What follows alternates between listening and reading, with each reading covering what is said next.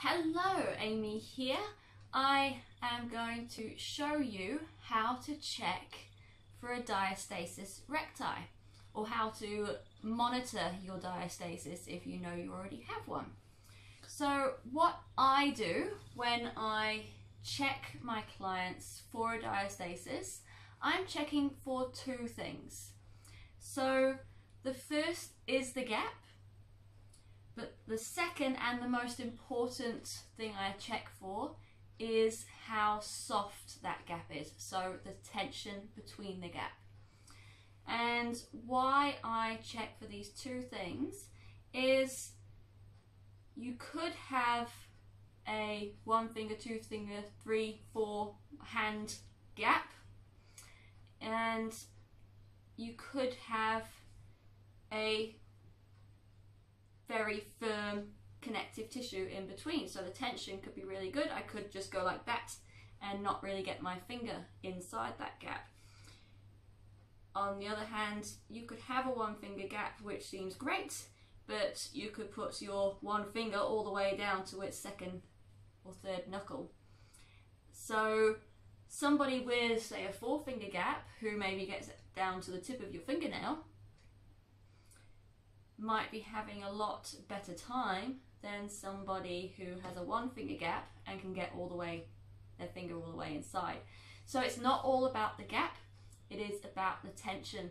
The tension is what helps the body manage load across the body. So as we say, for example, walk, our right arm goes forward and our left leg goes forward and the other side. So the load is going from one side of the body to the other, and it is growing across the abdominal muscles. It's going across that connective tissue to the other side of the abdominal muscles to go down the leg, a lot quicker than how I've just described it. So if you have good tension, then the tension is going to be able to transfer that load and pressure as well. If the tension isn't so good, then it's almost like that signal's got to hop over a ditch. Okay, so now I've explained that it is mainly about tension, not necessarily about the gap. I will show you how to check. So I'm going to excuse myself now because I have the dog next to me and he gets a bit protective if I lie down. So just warning you, there might be a few edits. So if we lie down, so if you've seen me or you're about to see me, I will check this in person. If you are training with me online, then this is how you will check yourself. So roll your top up, tuck it underneath your bra if you need to, then it's out the way, and roll your pants down to about your undie line, so I can just see my undies there. Now I haven't had any children as of this video, so I shouldn't have a diastasis or any tummy gaps. So when you're checking, you've got your head relaxed, you've got your head on the floor, everything is relaxed.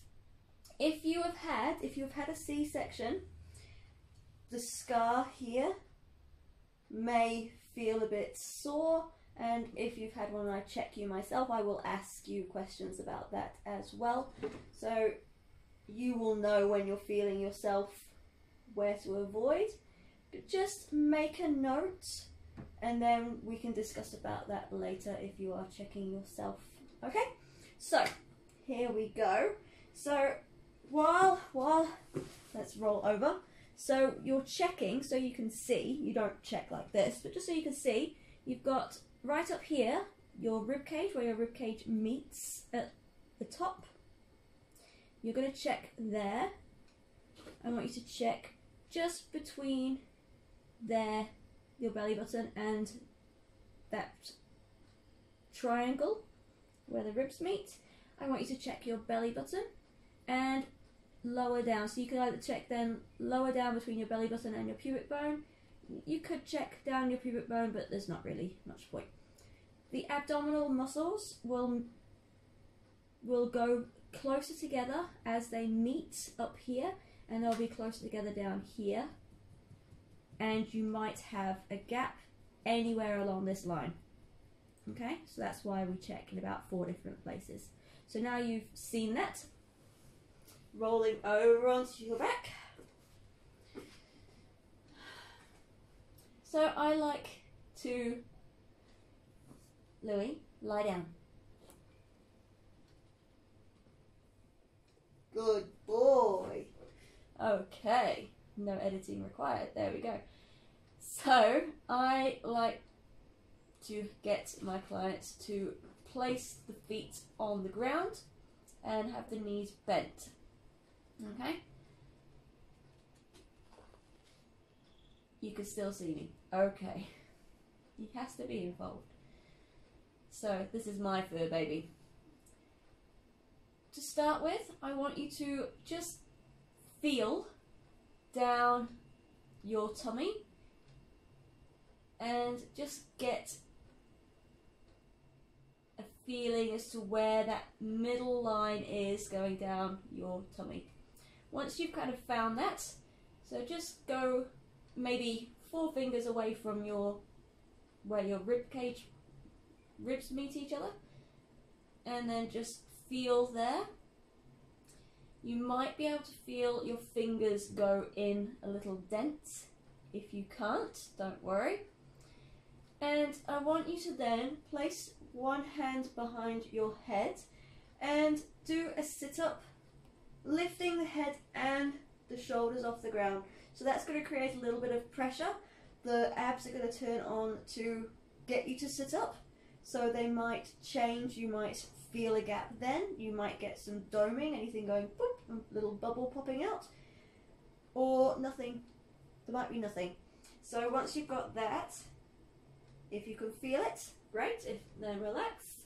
If you haven't got anything there, we'll move down to the next bit. But for now, if you've got one, I want you to then move your hands sideways, so say your palm is facing you.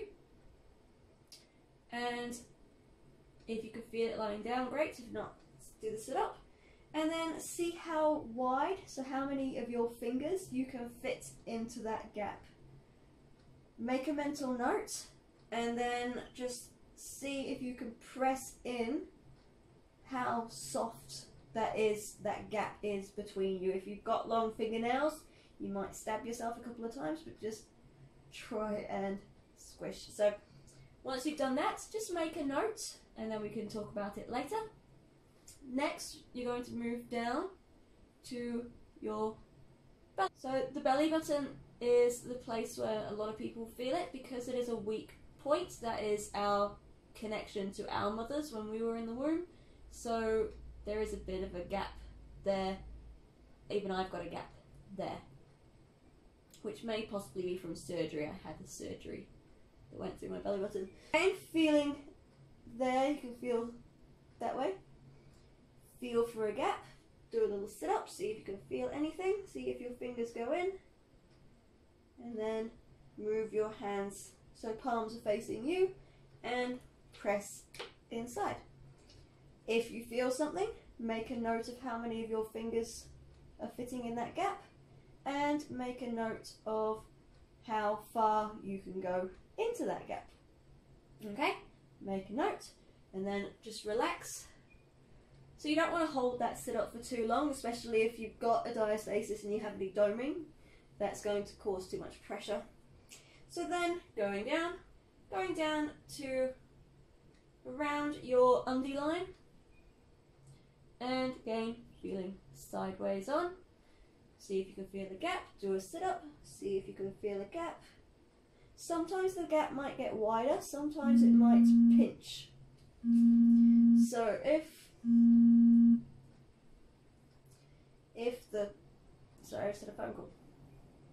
it's pinching, if it's closing together, that's fine too. Make a note of that and we'll discuss that. And then palm towards you, feel the width, feel the depth. Okay, and then relax, make a note. Then if you wish, you can go further down and check around your pubic bone, but just again be careful of any scarring. So I'm just going to roll my t-shirt down.